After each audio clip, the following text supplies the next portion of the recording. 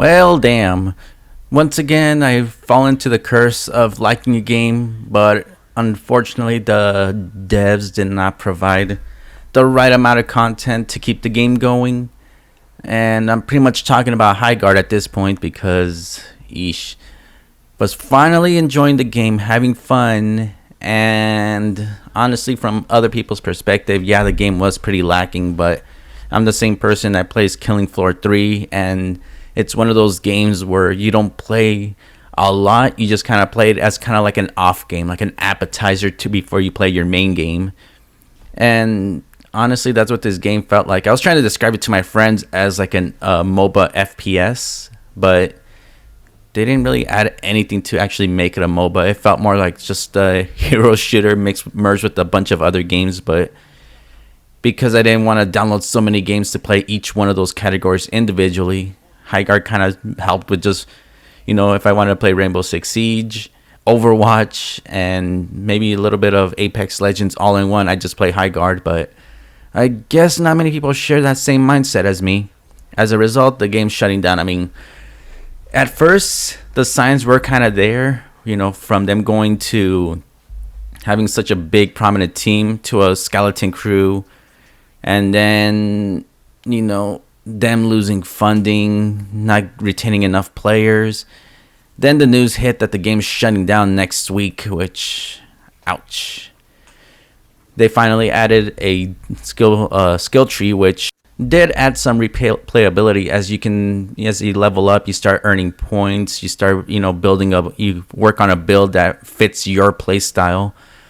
But unfortunately, it came a little too late in a situation like this, because as for me, I'm very forgiving when it comes to live action games, since I usually am in the mindset of, if as long as I have other games to play, I don't mind if one game starts off bare bones and slowly builds its way up, because a lot of games, when you look at when they first came out, were very bare bones before they came, becoming the huge or more playable versions of themselves. Like, look at Fortnite, for example, how it started off as a PvE mode before adding a battle royale, before adding all these special events, before finally adding a zero build mode that now pretty much also that in a blitz mode. Some of these games, it just depends on who makes it, because I know a lot of people like to say Highguard was funded by Tencent, which I'm guessing that's true. I haven't looked too much into it, but the thing is, a lot of money usually does not mean success. I mean, look at Concord. That game had basically the budget of, the kind of budget that any game company would dream of, and they fumbled it so hard that we're somehow like it basically became the most expensive joke in existence. And also, I kind of learned my lesson from fully trusting games that say from the makers of. Like I said, for example, Back 4 Blood, that game, I was so excited when I saw it was made by the people that worked on Left 4 Dead, and come to find out the game's probably already forgettable. I don't even know if it's playable at this point, but that's the thing, is just, that's also another thing too, is like, at this point, if you leave a studio, just announce that you're working on something and that's it. I think one of the things that usually does kill a game is if you're like a game developer and you link yourself that you've worked on a more successful game, because then it just sets expectations a little too high. Because to this day, and I've seen so many of these comments online, just because they said they're the team that helped work on Titanfall and Apex Legends, there are people that are saying, yeah, they deserve to lose their jobs and everything, because they could have been making Titanfall 3 instead of Highguard, and it's like, it doesn't work that way. EA's the one I'm pretty sure EA and DICE or Respawn, it's Respawn. They're the ones with the rights to those franchises, but because these other developers showed up and like, yeah, we worked on these games too.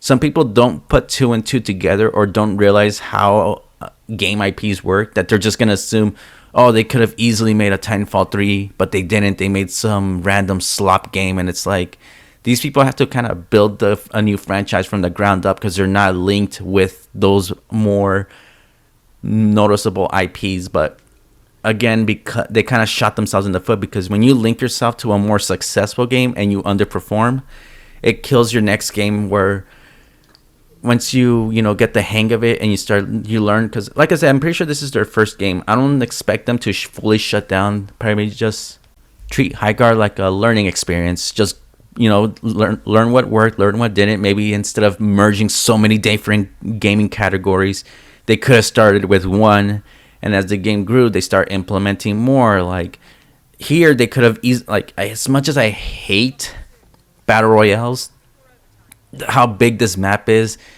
they should have tested it first with making it a battle royale first, so people could get used to the map.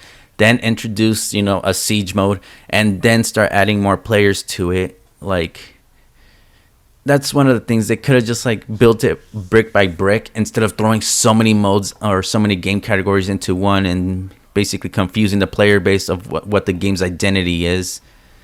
But again, there's not much to say. The game shuts down next week. I did have a lot of fun playing it, but oh well. Maybe let's let this be a lesson to other developers of, and I'm, in a sense, I'm not going to really blame Jeff for killing this game, because he announced it. He liked the game, but some people like the game more than others. A lot of people are very picky these days with live service games. But yeah, to any remaining Wildlife developers, because like I said, it's a skeleton crew. They didn't manage to pull it off. Like I said, they could have just left it with I can't remember what that wolf guy's name is, and just call it quits. But the skeleton crew managed to pump out the skill tree and everything, and as a result, the game now actually feels like it's in a better state. But again, it shuts down in a week, so as much as you hated Highguard, I'd say, as like a bragging thing, just give it a final go and just play it, because, like I said, this is the same situation that happened with X Defiant, where, the devs finally got the game in a good state, but it was shutting down regardless. Game shuts down, and no one's even talking about it, unless the hardcore people that played it before it shut down are like me, and still never shut up about it. But yeah, as much as like I said, even if you didn't like the game, even if you have some, just play it just out of respect. You're not losing money, and the game's not even that big, so just give it a final go. Maybe some, even any criticism you can give might help the devs build with the next game they decide to work on. But like I said, the main thing I would suggest is they should have at least started off small. And maybe next time there's a huge importance of test the game out first. Like, have some play testers, have a beta. Because, like I said, the game market is a bit oversaturated. So it really takes a lot to, make it big in these days.